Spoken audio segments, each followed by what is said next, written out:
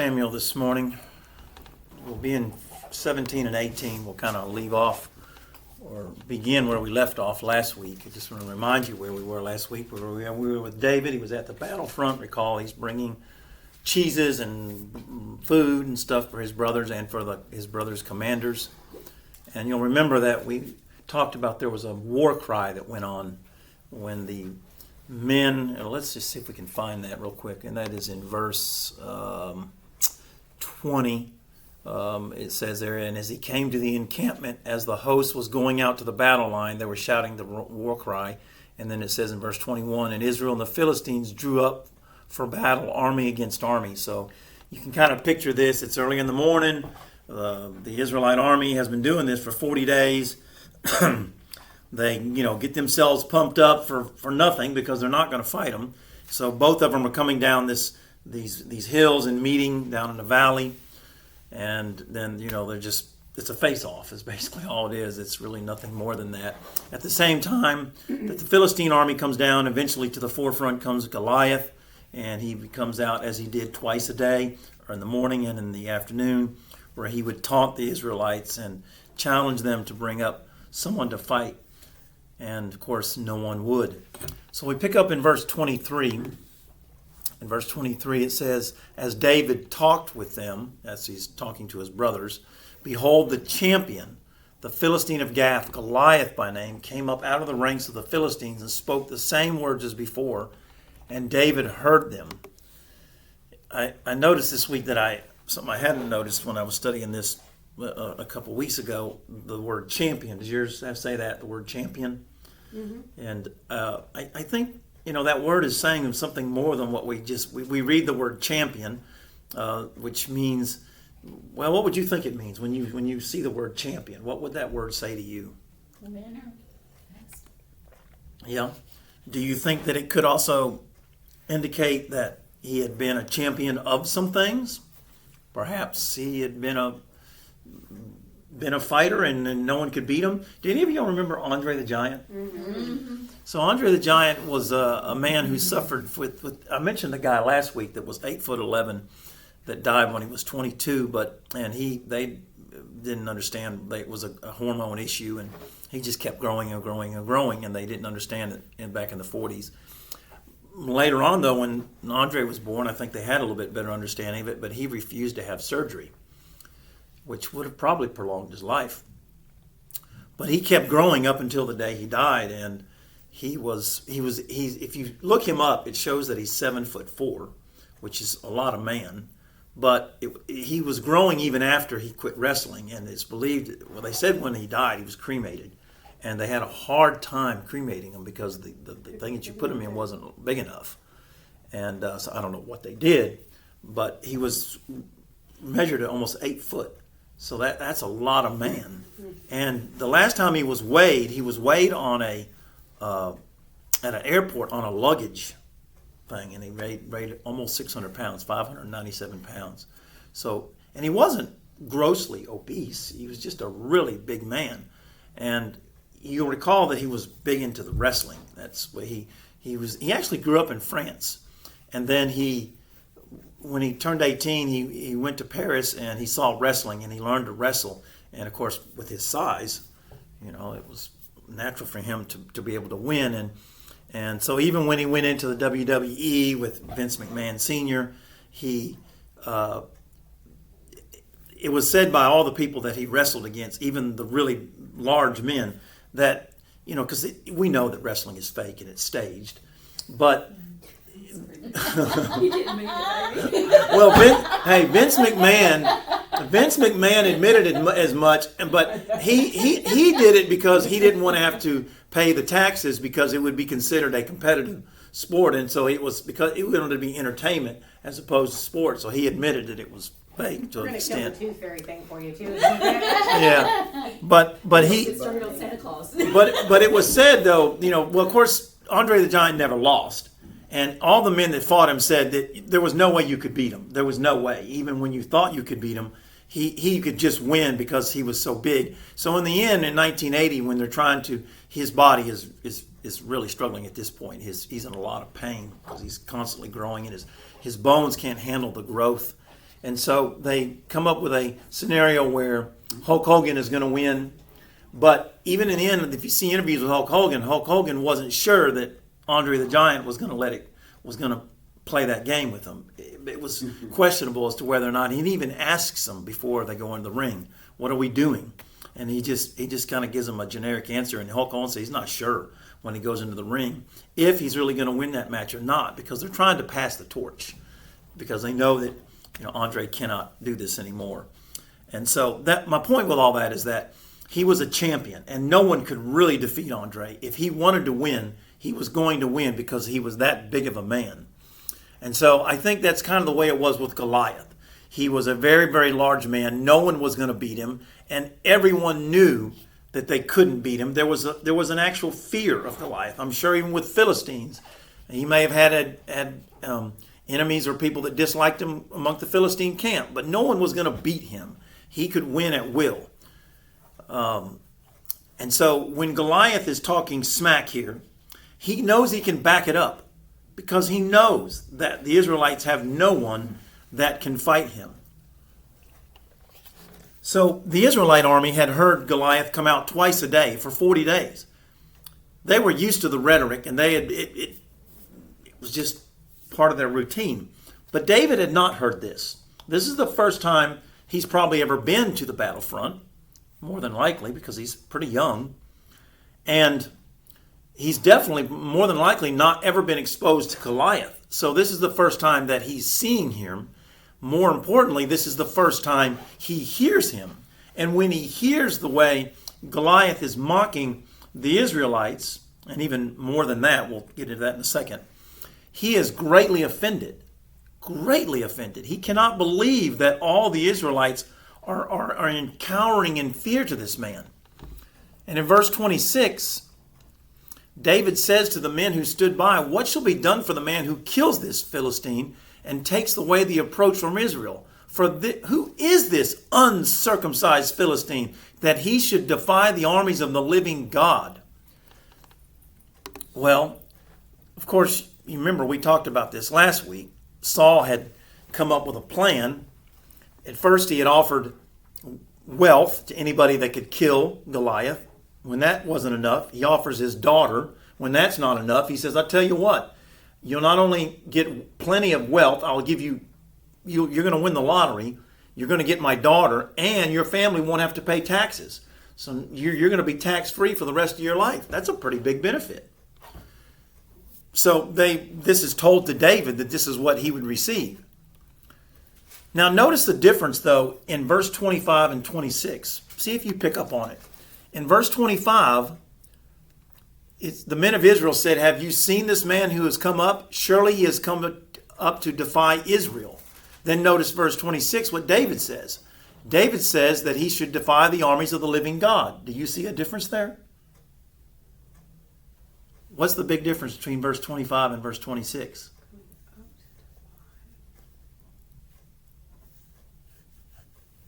Well, I'm going to make you find this. Well, God's not mentioned. I mean, There God's it not is. mentioned. That's right. So the Israel. They're talking about what they can do, and David's talking about what God. That's right. can do. Yeah. So the Israelites see it as he has come to defy us. He's defying us. He's ridiculing us. David said, no, he's not ridiculing us. He's defying the armies of the living God. And that is what offended him.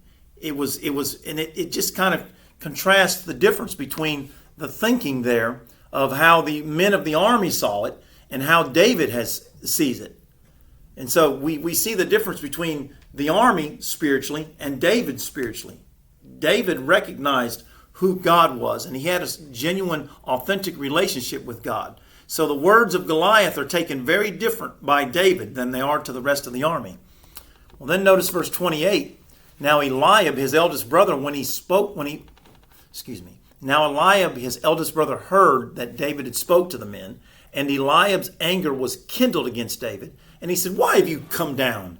And with who have you left your few sheep in the wilderness? I know your presumption and the evil of your heart, for you have come down to see the battle."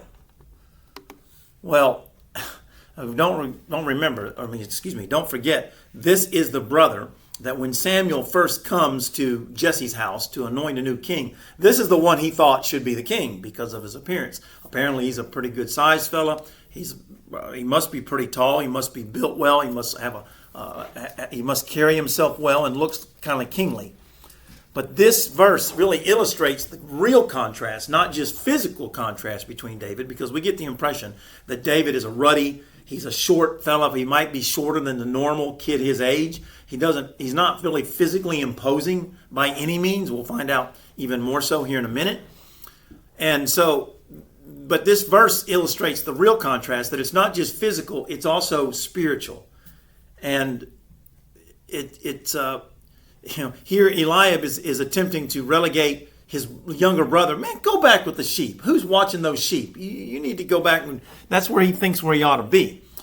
And of course, don't forget too, this brother has seen his little brother anointed as well. So there's probably some animosity with that too. But it's interesting to see David's response in verse 29 and 30. David said, "What have I done? Was it not but a word?" How do you take that? Does yours say that differently? It's just a question. Exactly. Why are you getting all rattled? We all did that to our parents at one point. Well, I was just asking a question. And it's like, ooh. So he turned away from him toward another and spoke in the same way, and the people answered him again as before.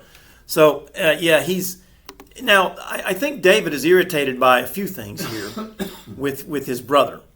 At first, David's still really disturbed by the words of Goliath. That's really, really irritating him. And he's beyond frustrated that his brother or anybody else in the army is not even considering going out to face this guy. Like, why? Why are we letting him say all this and we're not doing anything about it? And now he's talked to multiple men, which is why Eliab is so upset. Eliab sees him talking with other men, trying to get them motivated. Like, why aren't we doing something? This uncircumcised Philistine has defied the armies of God. And Eliab is hearing that he's talking with all of his compatriots, all of his fellow army brothers. And so he's frustrated that David is frustrated that none of these other men have any resolve to go out and fight him. And now his brother wants to snap on him? Like, wait a minute, why are you upset at me? So he kind of challenges his oldest brother a little bit, but then in the end you see that he doesn't get in the flesh too much. You see, it says that he turns from him. He turned away from him. In other words, he didn't let his flesh deter him and get himself in an argument with his older brother and create a scene with his brother, having a family spat here in the middle of the army guys. What he wants to do is direct his anger to where he's really angry, and that's the man who's taunting God and the armies of God. And then in verse 31, when the words that David spoke were heard, they repeated them before Saul, and Saul sent for him. Now, apparently, see, I'm kind of, when I read a verse like that, I realize there's more to that verse than what you're just reading. It's not just that all of a sudden they tell the words to Saul. To me, that indicates that what David is saying here has created kind of a commotion. In other words, David is relentless. David won't shut up. David's going to other people saying, "Hey, what about you? Why aren't we doing anything?" And it's to the point where it causes a scene, so to speak. And then because of the scene, Saul's like, "What is going on over there?" And so then it's told to Saul, "Well, there's a young kid here that come in that wants that's saying we need to go fight him." No, I just thought of something though. When his brother says to David, "You have come down in order to see the battle," there really wasn't a battle going on. They were just kind of standing around because nobody wanted to fight him. Yeah, and maybe he was also a little annoyed, like, you got here and there's nothing going on. That's possible, but I also think that he thought his little brother just wanted to be seeing what's going on, on the front, seeing where the activity is, because this is where it's all happening. There's nothing else in Israel happening this exciting. This is where it's all at. It's not a good excitement by any means, but this is, if you're watching headline news, this is what they're reporting on every day. So what kid wouldn't want to come down and be out there with all the big guys that are with where all the weapons and all that are? But to me, I put myself in kind of the soldier's position. Why they won't fight him? Maybe it's because they've heard rumors, and Saul's not well. They don't trust him as much as they did in the beginning. I mean, he won these incredible battles to start with, and then they didn't fight as well or have the successes that they have had in the past. So in that situation, I might be a little intimidated. Where's God, right now, when Saul is probably struggling with evil spirits and everything else, because rumors probably were spreading throughout the camp. So they're a little hesitant to do this. David was shielded from all that. David's faith, the Lord was with him, so he comes down and he's like, why?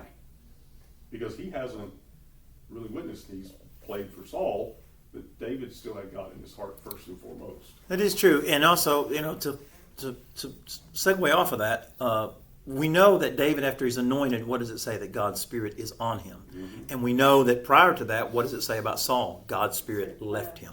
Mm-hmm. So yes, that is a good point. And too, you've got this little kid yes. coming in, trying to tell the adults what to exactly. do. And it's like, yeah, really? Yeah, it's very Just insulting. Go back and take care of your sheep. Yeah. You don't know what you're talking about. Yes. And he yes. says your few sheep is almost like you really don't have an important job. Exactly. Yeah, that's a good point. Yes, because he does say that, your few sheep. Yes. Go on. Yeah. So here we see that David, who's relentless, he just won't shut up. This is something that he feels like needs to happen, is brought before Saul. And we see in verse 32, and David said to Saul, let no man's heart fail because of him, being Goliath. Your servant, referring to himself, will go and fight with this Philistine. Well, if you're the army, all these guys that are in the army, the guys that he's been talking to, and if you're David's brothers and all these guys that have been kind of, at this point, maybe even mocking David, because here's some kid talking big, and, it's easy. Talk is cheap, right? But now when he's brought before the king, you would think that maybe if this was just talk, he backs down. And I would imagine at this point, his brothers and some of the army has to be somewhat impressed, because he doesn't back down at all before the king. He wasn't intimidated. Now, remember, he's been around Saul before, so he knows who the king is. It's not like he's definitely intimidated by his presence. He was his armor bearer for a little while and played the harp for him. But he didn't cower before the king. I would say he exhibited and exuded even more confidence. Then notice verse 33. And Saul said to David, you are not able to go against this Philistine to fight with him, for you are but a youth, and he has been a man of war from his youth. So, if you've ever known a young Christian, and I don't know if you've ever met somebody that really came to know Christ, especially in their adult years. You sometimes see this with children, but you really see it more with adults that have been through something. And when they accept Christ and they realize that they have a new life, that God has changed them from within inside, they're on fire.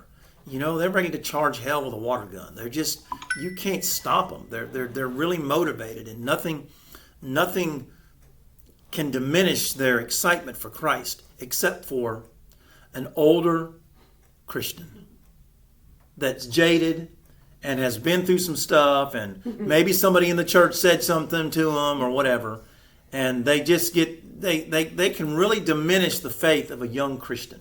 And here you have an older veteran, a guy that once had a relationship with God, and instead of encouraging David, we're like, maybe you should do this. Well, you can't do this. You don't have what it takes. You're nothing but a kid. You don't have. This guy's been, since he was a kid, has been a warrior. And he spends more time telling David why he can't be successful. And I think sometimes we need to be careful that we're not King Saul. That when we see young Christians that really are on fire for God, we need to encourage them, not discourage them and rain on their parade. Well, verse 34 and verse 35. But David said to Saul, your servant kept sheep for his father, and there came a lion. And when there came a lion or a bear and took a lamb from the flock, I went after him. I'm sorry, God, let me turn this down. My brother should know I'm in church. I don't know what in the world he's texting me for. All right. There came a lion and a bear and took a lamb from the flock, and I went after him and struck him and delivered it out of his mouth. And he rose up against me, and I caught him by his beard and struck and killed him. Your servant has struck down both lion and bears, and this uncircumcised Philistine shall be like one of them, for he has defied the armies of the living God. Now, even after Saul tries to, take a fire hydrant hose and put out his fire, David is not discouraged. It doesn't diminish his resolve at all. Instead, he regales Saul with these stories of his youth. He's like, you want to talk about youth? We'll talk about youth. You think Goliath had some battles? Well, I had a bear come out, and I had a lion come out. And then he tells the stories of how he defeated them. Now, let's just be honest though. When David was a young man and he's out in the middle of nowhere, the first time that he saw a lion, do you think there might have been a little fear? I'm sure he had some fear. And the first time he saw a bear, I'm sure he was nervous about what you do when you see a bear. But the great thing about fear is that fear can be unlearned. You can unlearn fear because fear is learned. You might have some things in your own life that you have unlearned that used to fear you, but you're not scared of them anymore because you went at them. Somebody who, for instance, might be scared of heights, but they get talked into jumping out of a plane and then they love it. And then they're not fearful of it. They're like, this is actually pretty awesome. I don't know why I was so scared of it. Or maybe a certain type of reptile or an animal. You had a fear for it, but then after you were around it for a while, or maybe you had a job and you thought, I could never do that. But then when you were around it after a while, it just became something that you were like, I used to be scared of this. I have no fear for it anymore because you unlearned it. And so David no doubt had at one point been scared of a lion or scared of a bear or whatever predator that would come out to take his sheep, but he unlearned his fear. And so he tells King Saul this, that I'm not scared. He says, I've replaced my fear with confidence. And I see Goliath as nothing more than a bear or a lion. I can overcome this fear. And I love in verse 36 that he reminds King Saul in verse 36 who it is that Goliath has defied. And who does he say in verse 36 that he's defied? God. He brings him up again.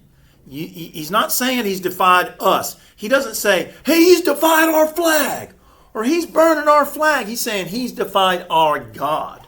And that's a huge difference. He's not so much taking pride in his nation or his peoples. He's taking pride in the God of his peoples and his nation. And if we're ever going to be successful as a nation and be what we once were, we need to go back to remembering our roots.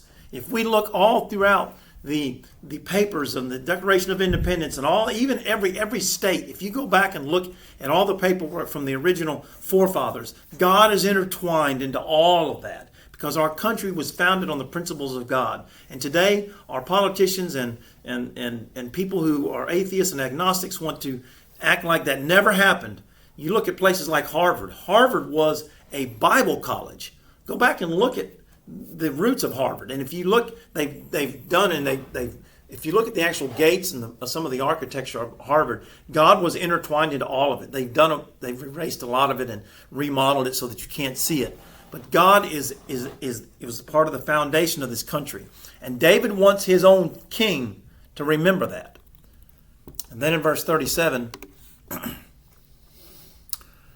David said, the Lord, there he is again, the Lord who delivered me from the paw of the lion, from the paw of the bear, will deliver me from the hand of the Philistine. And Saul said to David, go, and the Lord be with you.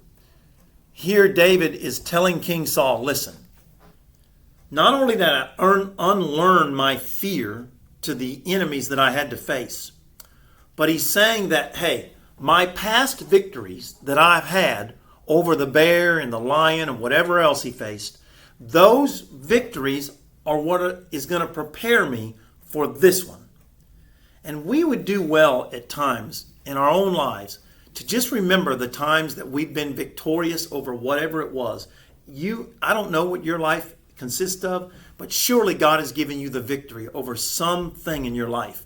And sometimes we need to look at that and remember that victory that God gave, it could have been over a sin, it could have been over an illness, it could have been over temptation, it could have just been over a struggle at work, it could have been something with debt. I don't know. I don't know what the issue was. It could have been a relationship issue. Whatever it was, the victories that God gives us is no different here, and it prepares us for the next challenge that's coming. It's funny because that was going through my mind. That's something that I shared with Amanda when she was young. I would always tell her that God and I have a history. And, I said, in her being young and coming up, I'm like, you haven't developed all of those yet. You're in the process of. But as we live and as we grow, it's like I can look back and I see, okay, God did this here, Yep. He did this here, He did this here. Why would He not do it here? That's right. And that's something I share. She's heard me say that a million times. God and I have history. Yep. And I rely on that, and so it's good to remember those things. It gives us I'm thankful for memories. encouragement. Yes, we go back to those milestones, those markers. That's why I think it's good. As we went through this, I've tried to reiterate this, and I don't know if you've caught it, but have you ever noticed when God does something big, they always build an altar? They always put stones. They put something there. They put a marker there. It's to go back and remember. And we need mental altars. We need mental markers that we can go back to. And where God has done something, we go back and it helps us overcome whatever it is that God's getting ready to put in our lives again. And so we see here that when Saul hears all this, he says, what does he say? David, go and the Lord be with you. Now, I've heard many preachers and teachers say this. And it may be true, I don't know, but you don't see this mentioned in Scripture, but they just assume this, that Saul decides to let David go because he thinks in his mind that if David goes, and in his mind he thinks that Goliath is going to kill David, but that if David is killed, this might motivate his army. Maybe that's true, I don't know, but I do sense here that he's really impressed with the confidence. And you notice he says, and the Lord be with you. It's like he senses that in David there is a true, authentic faith. And we recall that before God's Spirit left Saul, Saul did have a relationship with God. So when he sees a relationship with God that's authentic and genuine, he knows it. By the way, don't we pick up on that too? When we see somebody that we just sense something different. You can have people that call themselves Christians, but you can see someone that maybe never even said they were a Christian. But you just detect it. You detect that spirit in them. And Saul here, I think, has probably wishes one thing. He probably wishes he had the confidence that David has and as much faith as David has. And I think he recognized the true authenticity in David's life with God. So in verse 38, after he tells him that, well, then Saul says, it says here, Saul clothed David with his armor. He puts a helmet of bronze on his head and clothed him with a coat of mail. And this has to be quite a picture. Remember, we're talking about a man who's head and shoulders above any man. So he's the tallest man in the kingdom. It's a pretty big dude. Why? The first thing that strikes me is like, this doesn't even make any sense. How could this be a good idea to put, extra 3x armor on a kid who's barely wearing medium? And I don't know. It just the whole thing seems weird to me. I know we kind of gloss over it and just talk about what comes after that, but I don't even understand the logic here of why you would put that on a young kid. Now let's just say, for instance, that he had some smaller stuff that he put on him. And he was able to find something that was, maybe I was just thinking, it does say that he gave him his armor, but what if it was saying that he just had some armor that belonged to him, but it wasn't his personal armor, and he put some stuff on him that even fit him?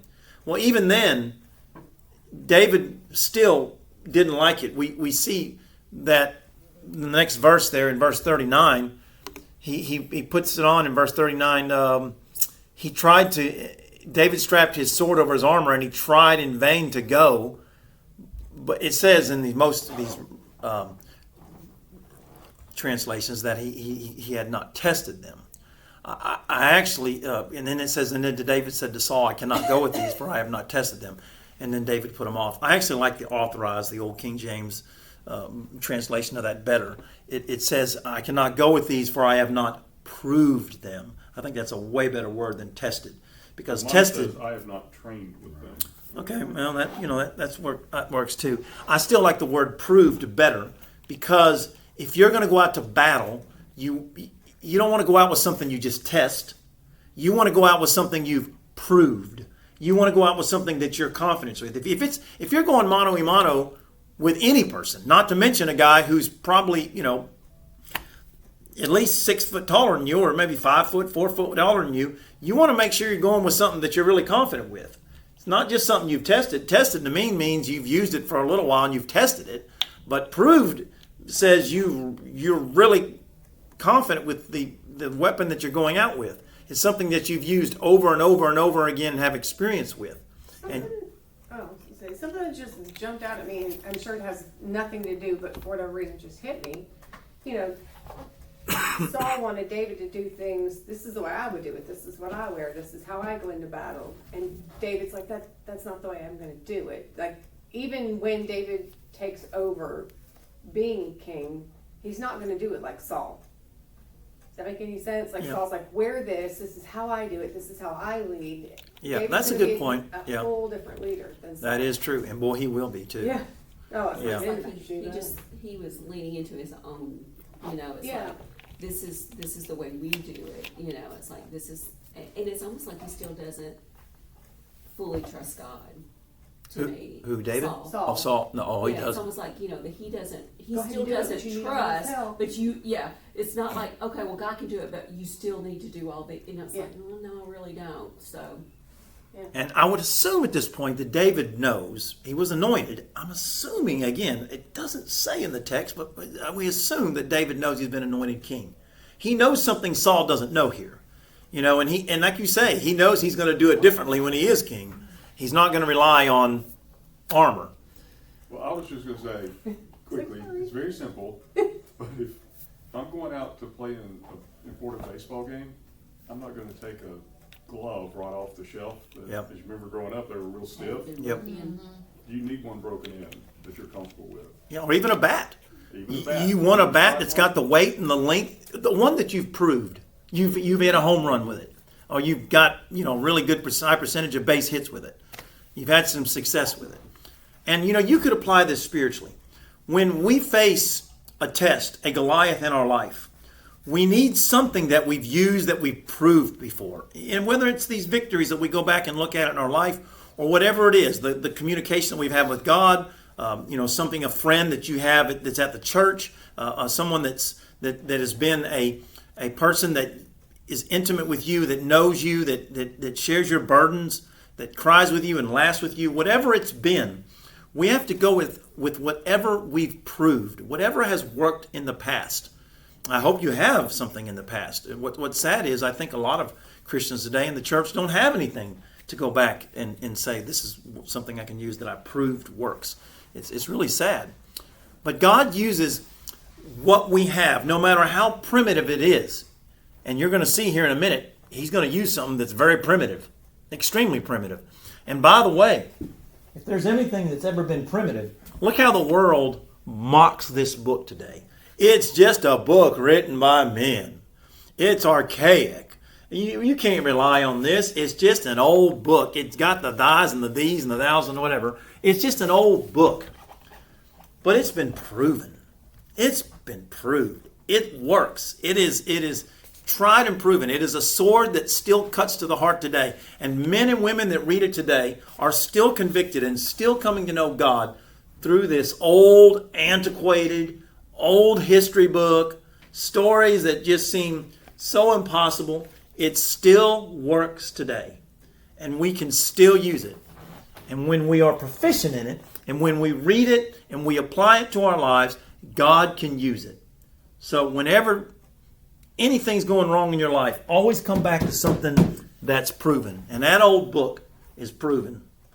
The old, what do they used to call it, Blackjack 60, well, they used to have a term for it. I forget what it was, 66, something, I forget. There was preachers used to have an old saying they would say about it. But It is a wonderful book, and it's an antiquated weapon in the world's eyes, but it works. Well, then in verse 40, speaking of antiquated, here we go, verse 40. Then says the Bible, David took off all this armor that Saul gave him, what does he do? He takes his staff in his hand. He goes to a brook, chooses 5 smooth stones from the brook, and puts them in his shepherd's pouch. His sling was in his hand, and he approached the Philistine. Well, there it is. You can't get much more antiquated or primitive than a smooth stone. Tell you what, that's what he goes to. And by the way, if you look up the Valley of Elah, and I told you if you ever want a Holy Land tour, I've never been there, but I've been told that this is one of the places they take you to, is to see it. And you can see it online if you type it. You can just type, where did Goliath fight David, or you can type in Valley of Elah. There's really nothing there much today. They say it looks the same as what it did when this battle happened. And you can see it. There's a big valley, and there's 2 big mountains, and they're like hills. And there is a brook nearby that, as I understand, is still there. It's seasonal. It's not always flowing with water. And there's pictures of people that go to the Holy Land that are walking in it, picking up rocks there. So it's apparently not far from where this happened. So it's not like he had to go very far to get a rock. And so we see here that he gathers 5 rocks. Now, I know that most people will say that the reason that he gathered 5 smooth stones is because Goliath had 4 brothers, which we do see record of in 2 Samuel 21. It does mention him. It even says something about the brothers having 6 toes and all this other stuff. So there is some record of that in 2 Samuel. But there's no record that that Goliath's 4 brothers were there. There's nothing that tells us that he had got those 5 smooth stones so that he could take care of his 4 brothers. To me, I think it's nothing more than he was just picking up smooth stones so that whenever he came time, he was just going to pick the one that felt the right. He just wanted different stones. He wanted some choices, and so. Because each stone, you know how it is if you're doing stones. If you've ever even skipped stones across the water, you know how certain ones just do better. And I still today love smooth throwing them across the water. It's just so fun to see how many times they'll skip. But I don't know. He may have drawn them for the brothers. I have no idea. But I think really he just wanted a choice so that when he got down in his bag, he could just get the one this is the one I want right here. And then you notice it says at the end of that verse that he approached the Philistine. In other words, he took the first steps. He was aggressive. He was on offense towards this Goliath. There's no fear in David whatsoever. Verses 41 through 42. And the Philistine moved forward and came near to David with his shield bearer in front of him. And when the Philistine looked and saw David, he disdained him, for he was but a youth, ruddy and handsome in appearance. Goliath had to have been insulted. For 40 days, twice a day, he's been screaming and cussing and just saying, bring me a challenger. And then in his mind, Goliath must have in his mind thought, well, if they ever do bring somebody, he had an idea of what he might look like. It wasn't this. It surely wasn't a kid that probably was barely 5 foot tall, maybe 5'3". He's not much of a kid. He's not very tall. And he can tell he's inexperienced. He's young. How much experience could he have fighting? And he was expecting some kind of challenge. And even after he, defeated whatever Israel's man was, he was going to have some satisfaction of being victorious. What kind of satisfaction do you get out of beating a kid? Really, he didn't expect a young kid that has no sword, no armor, no shield. This is an insult of insults. The kid doesn't even have a weapon. What is he going to do? Well, he has one thing in his hand. Notice in verse 43, he makes reference to it. In verse 43, he says, the Philistine said to David, am I a dog that you come to me with sticks? He's referring to his staff. You see, you mentioned that he went out and gathered rocks with his staff. So he has his staff with him. So all Goliath sees, he doesn't see the slingshot. He doesn't know about the 5 smooth stones that's in his little shepherd's bag. All he sees is a stick. And apparently this is the way that Goliath dealt with dogs, just beat him with a stick. And, he was obviously a real dog lover. But he's just insulted even more. You come to me, you don't have any spear, no sword, no shield, no weapons of any kind. Instead, you've got a stick. And you're going to come to me. And then the Philistine said to David, "Come to me, boy, and I will give your flesh to the birds of the air and the beasts of the field." Now, he's talking some smack now. He's not only is he just insulted, he lets out a diatribe of vulgar language. Notice that he says that he curses him by his gods. So he lets out just a bunch of, hashtag question mark, whatever whenever you see a book that's trying to, somebody's cussing and, they don't want to put the words. That's what he's saying. Now, David's brothers in the army had heard these words twice a day, but David had never heard these words. And all that did was fire up David more. And David let him finish. David's like, "Get it out, boy. Get out what you got to say." And then in verse 44 through 47, my goodness, you talk about a response. He says in verse 45, then David said to the Philistine, "You come to me with a sword and a spear and with a javelin, but I come to you in the name of the Lord of hosts, the God of the armies of Israel, whom you have defied. This day the Lord will deliver you into my hand. I will strike you down, cut off your head. I will give the dead bodies of the host of the Philistines this day to the birds and to the air and to the wild beasts of the earth, that all the earth may know that there is a God in Israel, and that all this assembly may know that the Lord saves not with a sword and a spear.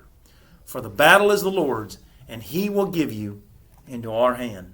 Man, you talk about earlier in the day they had done a war cry. That war cry pales in comparison to this. You talk about some powerful words that were said to Goliath. He doesn't hold back. And this is coming from a kid. And I just kind of wonder what Goliath was thinking. And not only that, I'm thinking, if you're the army that's behind David, and you're David's brothers, and you're King Saul, and you're hearing David say this to Goliath, what are you thinking? What are you thinking? Where did this kid come from? Because I hope he got it right. hope you can back up that talk. Because, man, he's talking big. But you notice, he does say that I will cut off your head, or I will defeat you and I will cut off your head. But after that, he doesn't make any mention of him. He's making reference to God. And he's saying that, this is going to be through God's strength. You come to me with a spear. You come to me with a javelin. You come to me with a shield. I come to you with God. That's it. That's all I have. He mentions God 3 times. And he's not depending on his strength. He's depending on God's strength. But I could imagine, though, that the army and all, they just can't believe this kid it had to have been rather insulting to them. They weren't willing. They were just scared to death of him. But this... they had to see that David was the first one that took a step toward Goliath. Goliath didn't come to David. He comes to David after David goes to meet him. This is confidence exuded in ways that these men are just not, they don't know what to do with. Well, Stephen, they may have also felt like, some of them probably felt like, we're a bunch of cowards. I can't even believe it. Embarrassed. Yeah, Yeah, I think they are embarrassed. Yeah, cowards, embarrassed. Yes. What have we been doing, And how many times have we seen that? God uses these young people. He does. Because they don't have the inhibitions that we do. That's true. They don't have the jadedness of, what life has brought. They're enthusiastic. They're on fire. Like you said, they're ready to just take on the world, and they know no fear. I know when our grandson was little, it was like, we'd been around girls, babies, and it was like, oh, this was the first boy. And, whew, it was like just the energy, just the sheer lack of fear. Parker had this thing he would do when we would come to church. There was a long hallway, and he would come running when he saw me, and he would get from me to that, and he would just lunge because he knew I was going to catch him. Yes. He was fearless, and I was in awe of that. Yeah. I was just in awe of how fearless. And I think that, sometimes we just crush, and not intentionally sometimes, but I think there are times even in the church we crush their spirit because we haven't done it, or we think we can't do it, that we assume they can't also. And Yeah. I'm like, man, it makes you look at them in a different light when you think, you know what, if God is doing this in them,